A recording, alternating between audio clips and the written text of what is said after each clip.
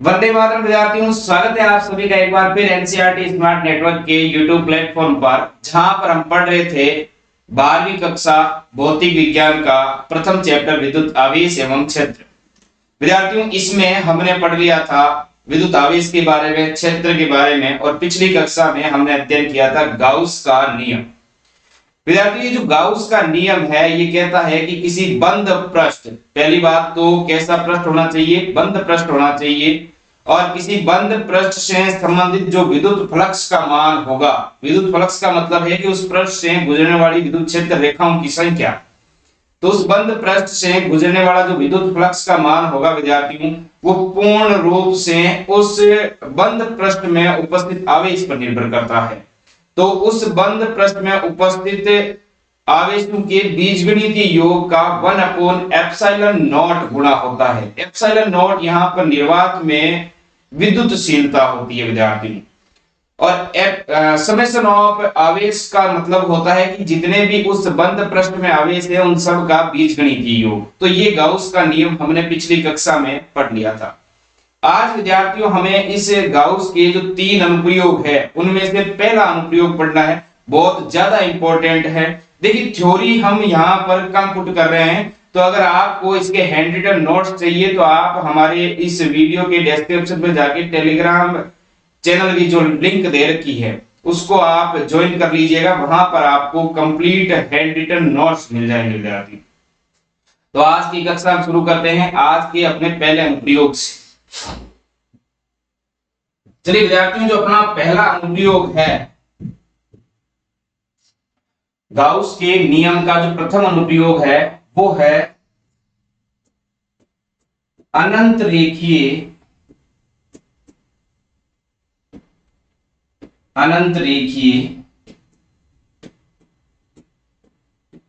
आवेश के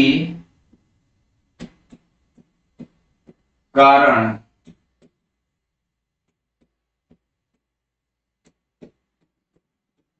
विद्युत क्षेत्र की तीव्रता, विद्युत क्षेत्र की तीव्रता, अनंत रेखीय आवेश के कारण विद्युत क्षेत्र की तीव्रता ज्ञात करनी। देखो, नाम क्या दे रखा है, अनंत रेखीय आवेश, मतलब रेखीय आवेश है। एक तार पर आवेश मान लो, एक छड़ पर आवेश मान लो, रेखीय आवेश है, कितनी लंबाई का हो सकता है। और उस अनंत रेखीय आवेश के कारण उससे थोड़ी सी दूरी पर कोई बिंदु P मान लेते हैं, जिस पर विद्युत क्षेत्र की तीव्रता कितनी होगी ये आज हमें ज्ञात करना है। साथ ही हमें पहले ये ज्ञात करना है कि विद्युत क्षेत्र की तीव्रता जो होगी वो ठीक है, विद्युत क्षेत्र की दिशा कौन सी होगी। तो चलिए हम ज्ञात करते हैं। उसके लिए मैं मान लेता हूं, माना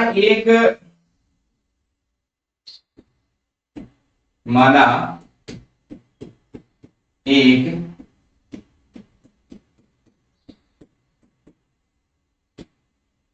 अनंत रेखीय आवेश का तार है,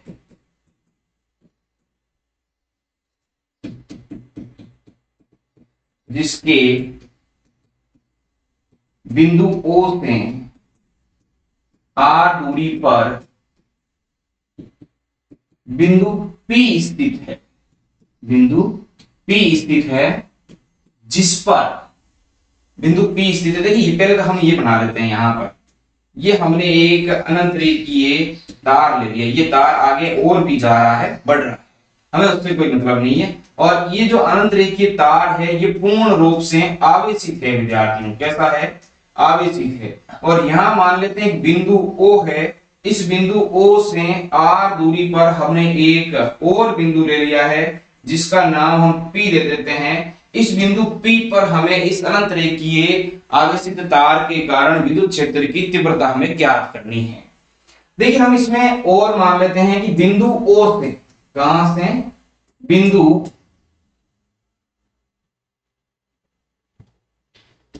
O से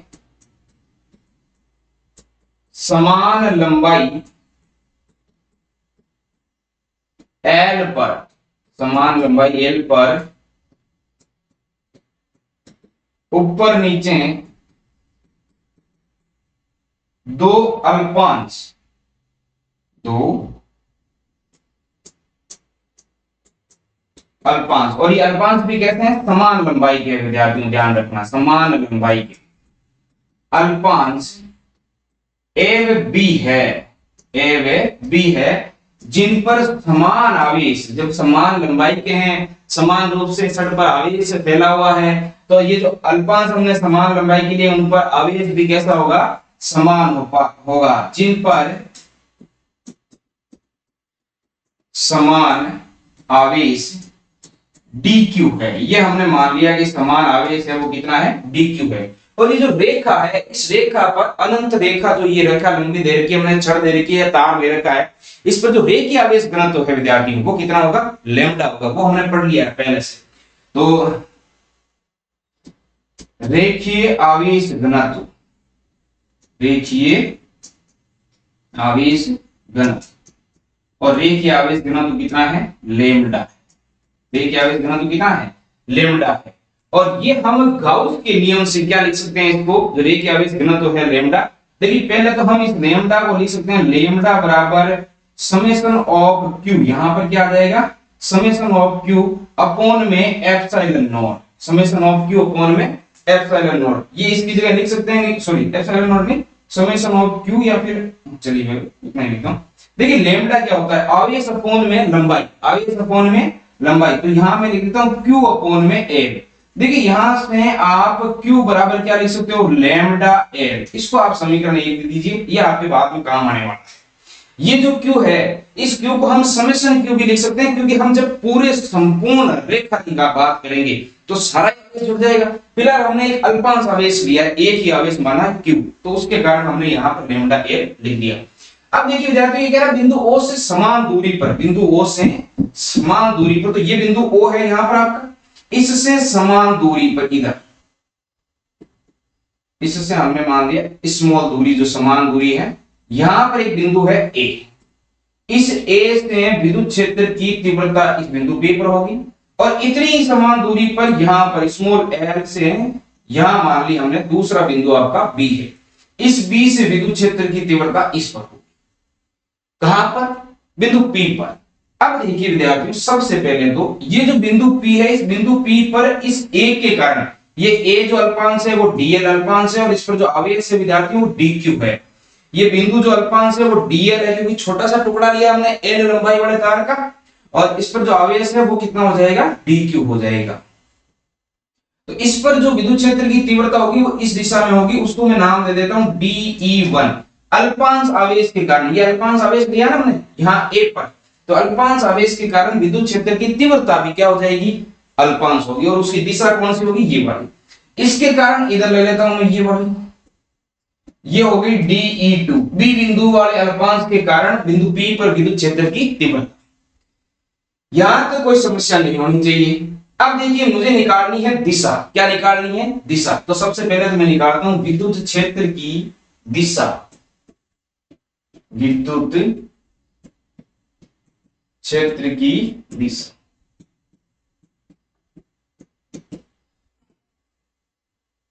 देखिए विद्युत क्षेत्र की दिशा निकालने के लिए क्या करना होगा, यह हमने dE1 और dE2 निकाल दिए, किसके कारण, दो अल्पांश आवेश लिए हमने A और B बिंदु पर dl लंबाई की, जिन पर आवेश dq है, जिन पर आवेश समान रूप से क्या है, dq है, दोनों पर dq आवेश है, दोनों अल्पांशों की लंबाई dl है, अल्पांश बिंदु A और बिंदु B पर लिया हुआ है, केंद्र बिंदु O से दोनों तरफ समान लंबाई पर, समान लंबाई की दूरी पर, और इन दोनों के कारण बिंदु P पर विद्युत क्षेत्र की तीव्रता कितनी होगी, वो पहले A बिंदु पर उपस्थित dl लंबाई के अल्पांश के कारण, इसके ऊपर उपस्थित dq आवेश के कारण dE1 होगी, और दूसरे वाला B बिंदु पर अल्पांश dl के ऊपर उपस्थित आवेश dq के कारण dE2 होगी।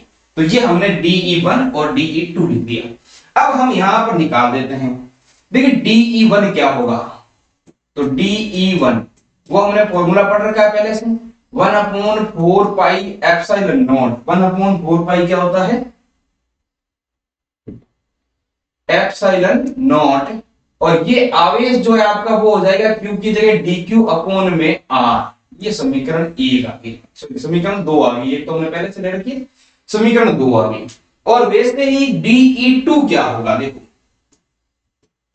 DE2 भी 1/4 पाई एप्सिलॉन नॉट, और यहां पर आवेश तो आपका क्या है DQ, और केंद्र से जो दूरी है वो कितनी है, देखो ऊपर गड़बड़ कर दी थोड़ी सी, ये जो दूरी है वो दूरी कितनी है, देखो R स्क्वायर आता है ना पूर्ण में, ये दूरी, ये वाली दूरी कितनी है, देखो अगर मैं A O और P की बात करता हूं, त्रिभुज A O P की, तो ये समकोण त्रिभुज है, समकोण में हमें आधार और लंब दे रखा है R और L, तो आप निकाल सकते हो ये क्या हो जाएगा root of R square plus L square, यही होगा, इसको पुट कर दो। सेम ऐसे ही देखो BOP में ये जो बिंदु P है, यहां से बिंदु B की बिंदु P से दूरी, हमेशा दूरी को लेनी है जिस बिंदु के कारण, जिस बिंदु पर विद्युत क्षेत्र की तीव्रता देखनी है, तो हमें ये दूरी नहीं लेकर चलनी है केंद्र बिंदु से। अब यहां इस बिंदु P पर ये DE1 क्यों है, DE1 है DQ के कारण, DQ कहां है A पर है, तो A से बिंदु P पर, A से बिंदु P पर विद्युत क्षेत्र की तीव्रता जो है वो D1 है, तो इसका जो मान है वो लंबाई लिखनी है। अब वापस ये DE2 क्यों है, DE2 है DQ के कारण, DQ कौन सा, जो बिंदु B पर है, तो इस बिंदु B से बिंदु P पर जो दूरी है वो कितनी आ जाएगी, ये भी सेम वैसी आ जाएगी R square plus L square का रूट। अब देखिए यहां पर DE1 निकालना है तो दूरी लिखेंगे, दूरी तो होती है, और दूरी कितनी है R square plus L square का रूट। अब देखो वहां Q अपोन में R स्क्वायर होता है, तो मैं इसका मान रखूंगा, स्क्वायर से ये रूट हट जाएगा, मेरे पास क्या बचेगा R square plus L square, तो मैं सीधा यहां पुट कर रहा हूं, देखना ध्यान से, R square plus L square. वैसे ही DE2 क्यों है, DE2 है विद्यार्थियों B बिंदु पर उपस्थित आवेश DQ के कारण, तो B से P की दूरी कितनी है R square plus L square का रूट, और वहां पर भी R स्क्वायर होगा, तो R की जगह मान आएगा R square plus L square का रूट, स्क्वायर से ये रूट हट जाएगा, तो यहां क्या बचेगा R square plus L square, ये आ गया आपका समीकरण 3।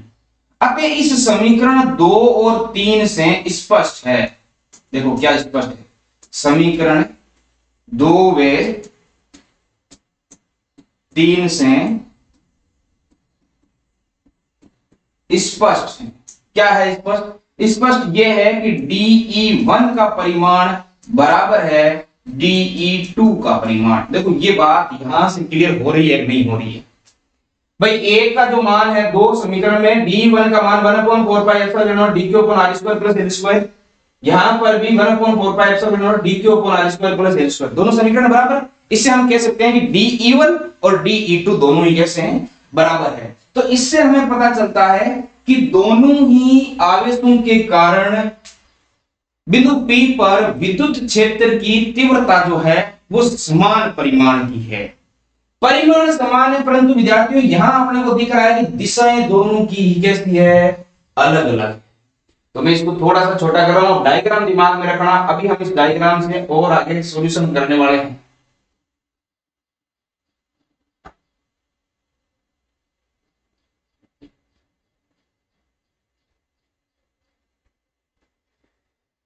चलिए आगे चलते हैं।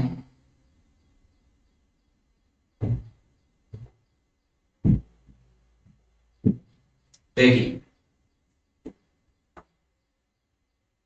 अतः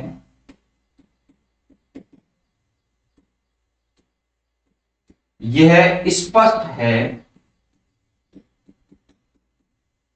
कि DE व DE2, DE1 व DE2 का परिमाण समान, परिमाण तो कैसा है बच्चों समान, परंतु दिशाएं, देखिए दिशाएं हम विपरीत नहीं कह सकते, यहां हम यहां कह सकते हैं दिशाएं भिन्न भिन्न है, विपरीत नहीं है भिन्न भिन्न है, परंतु दिशाएं भिन्न भिन्न है। अब दिशाएं भिन्न भिन्न है तो हम इनको क्या करते हैं घटकों में वियोजित कर लेते हैं, किस में वियोजित कर लेते हैं घटकों में वियोजित कर लेते हैं। तो DE1 व DE2 को घटकों में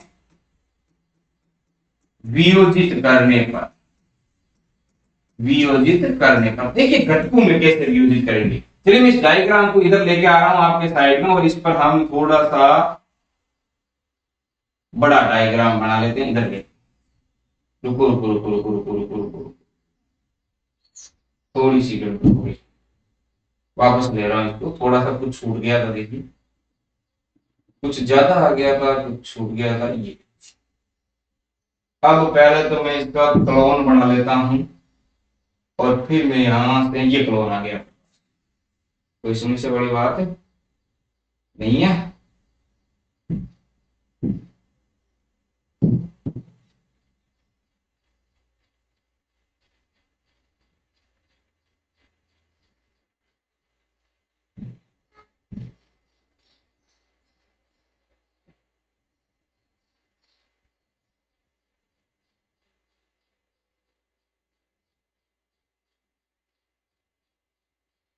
ये देखो मैं इसको घटकों में विभाजित करता हूँ, आप ध्यान से इसको समझने की कोशिश करना। इसमें जो अलग अलग चीज है मैं उनको काट देता हूँ। देखो ये है जो था अपना, ये है आ गया इधर, ठीक है। मैं यहाँ वापस पुट कर देता हूँ, ये है था। चलिए अब देखो इसको घटकों में कैसे वियोजित करेंगे। इसे घटकों में वियोजित करना हमने 11वीं कक्षा में सीख लिया था। उसके हम ऊर्ध्वाधर और क्षैतिज घटक बनाएंगे। देखो कैसे बनाएंगे। देखो ये तो हो जाएंगे इनके ऊर्ध्वाधर घटक दोनों के, और ये हो जाएगा इसका क्षैतिज घटक। ये कोण हम मान लेते हैं थीटा है, ये भी कोण कितना है, थीटा है, ये हम मान लेते हैं। अब देखिए ये इधर वाला जो घटक है और ये इधर वाला घटक है, ये DE1 है। DE1 का ये जो घटक होगा वो हो जाएगा DE1 कोस थीटा। थीटा वाला कोण वाला जो हो जाएगा वो क्या हो जाएगा, DE1 कोस थीटा। और ये DE2 है जो हो जाएगा DE2 कोस थीटा। होगा कि नहीं। जबकि इनके जो ऊर्ध्वाधर घटक है वो हो जाएंगे विद्यार्थियों DE2 कोस थीटा, और ये हो जाएगा DE1 कोस थीटा। बताइए कोई समस्या नहीं होनी चाहिए। उधर तो DE2 कोस थीटा, इधर DE1 कोस थीटा, वो तो हो गए दोनों कैसे, क्षैतिज घटक। और DE2 कोस थीटा और DE1 कोस थीटा जो है वो हो गए ऊर्ध्वाधर घटक। अब देखो आपको एक चीज समझ में आ रही होगी कि इस बिंदु P पर इनके जो ऊर्ध्वाधर घटक जो है वो sin थीटा होंगे, कोस थीटा कहां होंगे।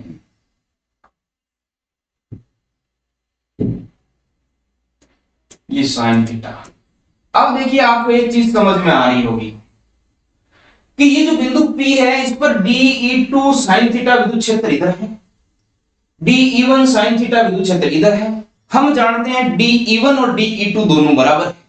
इसका मतलब ये ऊर्ध्वाधर घटक एक दूसरे को क्या कर देंगे विद्यार्थियों, निरस्त कर देंगे। एक दूसरे को क्या कर देंगे, निरस्त कर देंगे। चलिए मैं यहां पुट कर देता हूं, जो यहां पर लिखा हूं वही पुट कर देता हूं।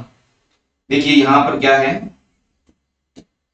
यहां DE1 sin थीटा व DE2 sin थीटा परिमाण में समान, परिमाण में समान, परंतु दिशा में विपरीत। देखो भिन्न भिन्न नहीं है, इस बार दिशाएं कैसी है, विपरीत होने के कारण, होने के कारण एक दूसरे को निरस्त कर देंगे, एक दूसरे को निरस्त कर देंगे, निरस्त कर देंगे। तो ये दोनों निरस्त कर दिया। अब कौन से बचे आपके DE1 cos थीटा और DE2 cos थीटा। अब देखिए DE1 cos theta, DE1 cos theta with DE2 cos theta परिमाण में तो ये दोनों के समान है, क्योंकि DE1 और DE2 तो समान ही है। तो DE1 cos थीटा और DE2 cos थीटा परिमाण में समान, और दिशा, दिशा भी समान है, दिशा भी कैसी है, समान है। तो जुड़ जाएंगे, तो आपस में क्या हो जाएंगे, जुड़ जाएंगे। अतः हम कह सकते हैं, अतः हम कह सकते हैं, क्या कह सकते हैं कि दिशा इसकी जो है वो कैसी होगी, दिशा इनकी अक्षीय होगी विद्यार्थियों। दिशा कैसी हो जाएगी, अक्षीय होगी। दिशा जो है वो कैसी हो जाएगी, अक्षीय। तो हम कह सकते हैं कि किसी आवेशित विद्युत क्षेत्र के कारण, किसी अनंत रेखीय आवेशित विद्युत क्षेत्र के कारण किसी बिंदु P पर जो विद्युत क्षेत्र की दिशा होगी वो अक्षीय हो जाएगी विद्यार्थियों। कैसी हो जाएगी? अक्षीय। तो यहां तक स्क्रीनशॉट लीजिए फटाफट। फिर हम चलते हैं विद्युत क्षेत्र की तीव्रता निकालने के लिए। अब देखिए मैं थ्योरी पुट नहीं करूंगा ज्यादा। अब हमें जो दूसरा बिंदु है इसका वो है विद्युत क्षेत्र की तीव्रता ज्ञात करना। विद्युत क्षेत्र की तीव्रता।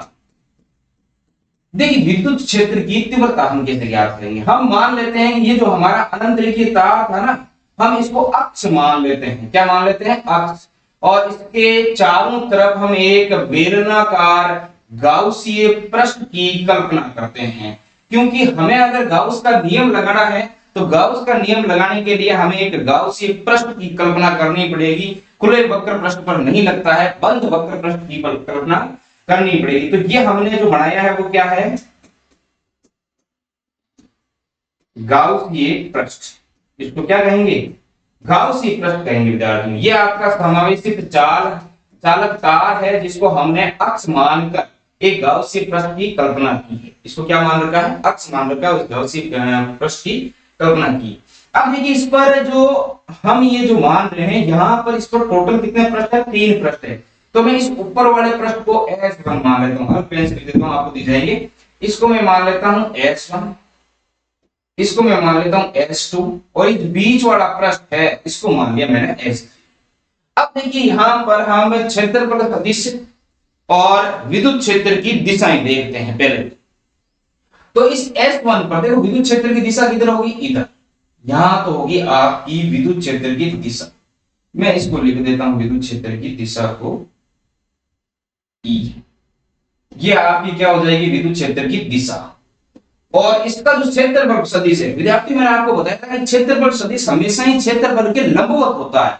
तो ये ऐसे पृष्ठ को गोलाकार बना हुआ या यूं मान लो ऐसे बना हुआ, तो ये पृष्ठ है। इस पृष्ठ का क्षेत्रफल सदिश कहां होगा? ऊपर की तरफ होगा। तो ये आपका इसका हो जाएगा क्षेत्रफल सदिश, जिसको मैं यहां पर ले लेता हूं DA, क्षेत्रफल सदिश। इस पृष्ठ के लिए क्या हो जाएगा? इधर विद्युत क्षेत्र रेखा होगी E और क्षेत्रफल ऐसे है तो इसका लंबवत ही होगा क्षेत्रफल सदिश भी, इसका मतलब DA सदिश भी यही होगा। दोनों एक ही दिशा में होंगे। और S2 के लिए ये तो हो जाएगा DA सदिश और इधर हो जाएगी विद्युत क्षेत्र रेखा की दिशा, विद्युत क्षेत्र की तीव्रता की दिशा। क्योंकि तार से हमेशा दूर की ओर होगी विद्युत क्षेत्र की दिशा, तो विद्युत क्षेत्र तीव्रता दिशा तो इधर हो जाएगी और जो क्षेत्रफल सदिश है वो उसके हो जाएगा लंबवत हो जाएगा विद्यार्थी। कहां हो जाएगा? लंबवत। तो यहां तक ये क्लियर हो जाना चाहिए आपको। अब देखिए यहां पर मैं गाउसीय नियम लगा देता हूं। गाउस का नियम कहता है कि जो कुल फ्लक्स है विद्युत फ्लक्स फाई, देखो गाउस नियम से, गाउस के नियम से। अब गाउस का नियम आपको क्या कहता है? देखिए गाउस का नियम कहता है कि जो किसी बंद पृष्ठ पे गुजरने वाला कुल फ्लक्स है, विद्युत फ्लक्स है, वो हो जाएगा आपका समेशन ऑफ Q अपॉन में epsilon not 1 upon epsilon not का गुणा होता है। तो मैं यहां पर लगा देता हूं, देखो पहले S1 के लिए लगाता हूं। तो इस S1 के लिए पूरा ही कंप्लीट ही कर रहे हैं पूरे पृष्ठ के लिए। ये जो DA क्षेत्रफल सदिश है ये तो एक अल्पांश भाग के लिए दिया हुआ है, तो कंप्लीट के लिए आ जाएगा E सदिश डॉट DA सदिश और ये किसके लिए है? S1 के लिए। प्लस ये हो जाएगा E सदिश डॉट DA सदिश किसके लिए? S2 के लिए, S2 के लिए। और ये हो जाएगा E सदिश डॉट DA सदिश, ये S3 के लिए है, इस S3 के लिए। और बराबर में क्या आना चाहिए? समेशन ऑफ Q अपॉन में एप्सिलॉन नॉट। ये जो है भाई ये विद्युत फ्लक्स का फॉर्मूला हमने रख दिया यहां पर, क्योंकि हमने यही तो पढ़ा था। समेशन समाकलन E डॉट DA या E dot DA cos theta, सदिश में रखते हैं तो cos थीटा नहीं आता और सदिश में नहीं रखेंगे तो E dot DA cos theta आएगा। तो इसको मैं सोल्व कर देता हूं, देखो क्या आएगा। S1 के लिए ये आ जाएगा आपका E dot DA cos theta plus S2 के लिए ये हो जाएगा आपका E dot DA cos theta और प्लस S3 के लिए हो जाएगा E dot DA cos theta. अब यहां थीटा का मान है ई और डी के मध्य का कोण, थीटा क्या है, ई और डी के मध्य का कोण, समेशन ऑफ क्यू अपॉन में एप्सिलॉन नॉट। देखो इस समेशन ऑफ क्यू का भी मान रख देंगे, क्योंकि हमने थोड़ी देर पहले ये निकाला था क्यू बराबर होता है लैम्डा एल, क्यू बराबर लैम्डा एल। तो मैं समेशन ऑफ क्यू का मान रख दूंगा क्या, लैम्डा एल रख दूंगा, क्या रख दूंगा, लैम्डा एल। समीकरण 1 देखना आप पिछले पन्नों पे जाके, चलिए मैं दिखा देता हूं आपको थोड़ी देर के लिए। देखो इसे महसूस करो, ये बड़ी चीज लिखी हुई है समीकरण 1 में, लैम्डा बराबर क्यू अपॉन में एल, क्योंकि रेखीय आवेश घनत्व होता है आवेश अपॉन में लंबाई। अगर रेखीय आवेश घनत्व हम क्षेत्रफल के लिए लेते हैं तो रेखीय आवेश वहां पर पृष्ठीय आवेश घनत्व होगा सिग्मा, और वो हो जाएगा आपका क्या, आवेश बटा क्षेत्रफल क्यू अपॉन में ए। और आयतन के लिए लेते हैं तो ये हमने पढ़ा था पहले, आयतनिक आवेश घनत्व, रेखीय आवेश घनत्व और पृष्ठीय आवेश घनत्व। तो आयतन के लिए लेंगे तो क्या हो जाएगा, रो, और रो हो जाएगा आपका आवेश बटा आयतन v। ठीक है, तो यहां से हम इसमें चलिए अपन चलते हैं वापस अपनी जगह पर। यहाँ तो समेशन क्यू की जगह रख सकता हूं मैं लैम्डा एल। ठीक है, लैम्डा है यहाँ पर एक एकांक भाग का आवेश घनत्व, और एल लंबाई पर है तो एल से गुणा कर देंगे, सिंपल सी बात ये है, ऐसे समझो आप। अब देखो यहाँ पर थीटा S1 के लिए, ये S1 के लिए थीटा देखो कितने डिग्री का है, S1 के लिए कोण सर 90 डिग्री का है। ठीक है, हम इस थीटा की जगह क्या रख देंगे, 90 रख देंगे। फिर S2 के लिए भी तो सर कोण कितने डिग्री का है, 90 डिग्री का है। बिल्कुल बच्चों यहाँ पर भी तो हम थीटा का मान कितना रख देंगे, 90 रख देंगे। फिर S3, ये S3 के लिए तो सर कोण है ही नहीं, मतलब कितना रख देंगे, 0 रख देंगे, क्योंकि दोनों एक ही दिशा है। क्लियर है विद्यार्थियों, यहां तक कोई समस्या नहीं होगी। चलिए तो ये हो जाएगा आपका S1 E डॉट DA कोस 90 डिग्री, प्लस ये हो जाएगा S2 E डॉट DA कोस 90 डिग्री, और प्लस में ये हो जाएगा S3 E dot DA cos 0 degree. Summation of Q की जगह रख देता हूं लैम्डा एल अपॉन में एप्सिलॉन नॉट। कोई समस्या नहीं है, चलिए नहीं है तो अच्छी बात है। अब तो लाडलू तुम ये जानते हो कि कोस 90 का मान कितना होता है, और कोस 0 आ रहा है एक, तो कोस 0 का मान कितना, तो विद्यार्थियों कोस 90 का मान तो होता है 0, और कोस 0 का मान होता है 1। ये आपको आना चाहिए, आपने 10वीं कक्षा में पढ़ा था ना, तो ये आना चाहिए आपको। चलिए ये तो आता है, आपको आता है तो मान पुट कर देते हैं। देखो इसका पूरे का मान क्या हो जाएगा आपका 0, क्योंकि कोस 90 का मान 0 था, ये पूरा ही 0 हो गया। इसका पूरे का मान बच्चों क्या हो जाएगा 0, यहाँ 1 है, तो हमारे पास ये बचेगा यहाँ पर समाकलन S3 E डॉट DA बराबर लैम्डा एल अपॉन में epsilon not, lambda L upon में एप्सिलॉन नॉट। छोटा करूं इसको, यहां तक समझ लेना, स्क्रीनशॉट ले लेना। अब मैं छोटा करता हूं इसको,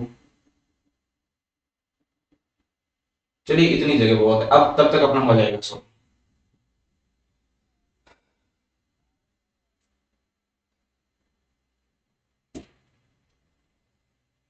देखो हमने क्या निकाल लिया, मैं वापस पुट कर देता हूं S3 E डॉट DA आ गया आपका लैम्डा एल अपॉन में एप्सिलॉन नॉट। क्लियर।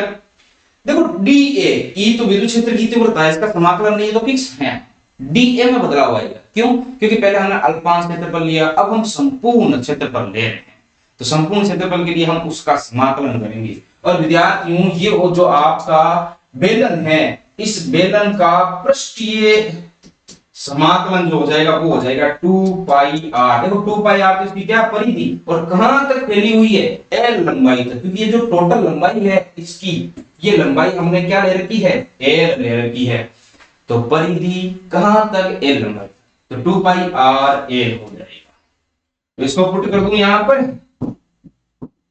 चलिए पुट कर देता हूं, ये हो जाएगा आपका E डॉट 2 पाई r l बराबर लैम्डा l अपॉन में एप्सिलॉन नॉट, l से l गुजी कट जाएगा तो काट दो बच्चों, हमारे पास यहाँ पर आ जाएगा E विद्युत क्षेत्र की तीव्रता, ये तो ज्ञात करनी है, विद्युत क्षेत्र की तीव्रता ये तो ज्ञात करनी है, और यहाँ आ जाएगा बच्चों लैम्डा अपॉन में 2 पाई r एप्सिलॉन नॉट।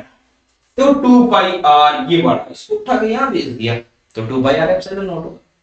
अब देखिए हालांकि ये विद्युत क्षेत्र की तीव्रता आ गई है, यहां पर थोड़ा सा इसको और चेंज कर देते हैं। देखिए मैं ऊपर नीचे 2 से गुणा कर देता हूं, और जब ऊपर नीचे 2 से गुणा करूंगा तो मेरे पास आ जाएगा 2 लैम्डा अपॉन में 4 पाई एप्सिलॉन नॉट आर। देखो अब आपको लग रहा होगा कि ये जो 1 अपॉन 4 पाई एप्सिलॉन नॉट है, इसको तो सर हम के लिख सकते हैं, ये तो हम जानते हैं क्या होता है, के होता है, लिख दो बहुत इजी हो जाएगा। देखो ई बराबर हो जाएगा आपका 2 के लैम्डा अपॉन में आर। यही है हमारा क्या, विद्युत क्षेत्र की तीव्रता, किसके कारण, अनंत रेखीय आवेश के कारण किसी बिंदु P पर विद्युत क्षेत्र की तीव्रता का मान। अब देखिए इसमें और क्या कर सकते हैं। देखो यहां पर आपको ये पता होना चाहिए कि जो लैम्डा है, ये लैम्डा है रेखीय आवेश घनत्व, रेखीय आवेश घनत्व, और ये जो आपको आर है ये है बिंदु P की दूरी, बिंदु P की O से दूरी, ये पता होना चाहिए। या आप इसको ये भी मान के चल सकते हो कि जो पृष्ठ है उसकी दूरी है, ठीक है। और E आप जानते हो विद्युत क्षेत्र की तीव्रता होती है। देखो अब मैं ग्राफ का निर्माण करने जा रहा हूं, किसका निर्माण करूंगा, ग्राफ का निर्माण।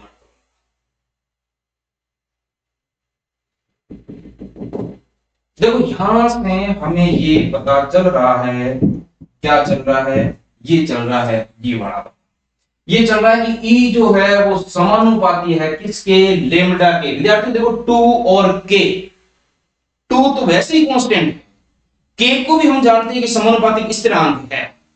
जब हमने कूलॉम नियम पढ़ा था तो उसमें पढ़ा था नहीं पढ़ा था, तो K जो है वो भी क्या है, स्थिरांक। तो फिर E जो है वो लैम्डा के तो समानुपाती होगी, यानी जैसे जैसे आप रेखीय आवेश घनत्व तो बढ़ाते जाओगे विद्युत क्षेत्र की तीव्रता बढ़ती जाएगी। ये आपका इतनी से लंबाई मान लो, इस पे हमने आवेशों की कुछ मात्रा दी तो इस बिंदु पर कोई ना कोई विद्युत क्षेत्र की तीव्रता होगी। अब मैं इस पे आवेशों की मात्रा बढ़ा रहा हूं, दबादब इसको आवेश दे रहा हूं, यहां दे रहा हूं, तो यहां पर विद्युत क्षेत्र की तीव्रता का मान भी क्या हो रहा है, बढ़ रहा है। आप मान के बैठो कि आप यहां पर आग जला रहे हो और यहां आप बैठे हो स्थिर, इस पे लगातार आप आग जला रहे हो। अब जैसे जैसे आप आग की जलने की मात्रा बढ़ाओगे, इसमें क्या करोगे, ज्यादा आग जलाओगे, ज्यादा आग जलाओगे तो यहां पर आप तक जो पहुंचने वाली तपिश है उसका मान भी बढ़ेगा, आपको ज्यादा तापमान अनुभव होगा। और जैसे जैसे यहां पर आग की मात्रा कम करोगे तो तापमान आपको कम महसूस होगा। ठीक वैसे यहां जैसे जैसे मैं आवेशों की संख्या बढ़ा रहा हूं, आवेशों की संख्या बढ़ा रहा हूं तो यहां विद्युत क्षेत्र की तीव्रता बढ़ रही है, और जैसे जैसे आवेश कम कर रहा हूं विद्युत क्षेत्र की तीव्रता कम हो रही है। इसको कहते हैं कि रेखीय आवेश घनत्व बढ़ाओगे तो विद्युत क्षेत्र की तीव्रता बढ़ेगी, रेखीय आवेश घनत्व कम करोगे, हटाओगे वहां से आवेश, विद्युत क्षेत्र की तीव्रता कम हो जाएगी। देखिए बच्चों इनके बीच में अगर आप ग्राफ का निर्माण करना चाहते हैं तो कुछ इस तरीके से ग्राफ बनेगा। ये लैम्डा रेखीय आवेश घनत्व और ये ई विद्युत क्षेत्र की तीव्रता समानुपाती होता है, तब एक स्ट्रेट लाइन प्राप्त होती है। क्लियर है, होना ही चाहिए। फिर है ई समानुपाती 1/r, ई समानुपाती 1/r।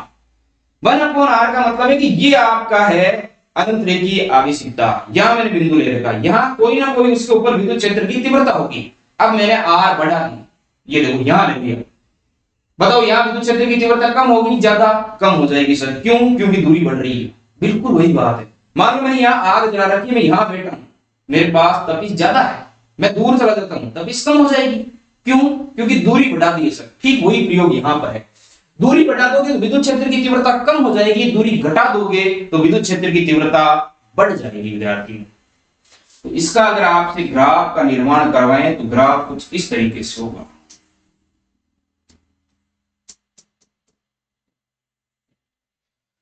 तो ये था हमारा अनंत रेखीय आवेश के कारण विद्युत क्षेत्र की तीव्रता का मान, विद्युत क्षेत्र की दिशा का मान। वीडियो आपको अच्छे से देखना है, समझ में आया होगा। बोर्ड एग्जाम से एक बार मैं फिर बता रहा हूं, बहुत ज्यादा इंपॉर्टेंट है, बहुत ज्यादा इंपॉर्टेंट। धन्यवाद।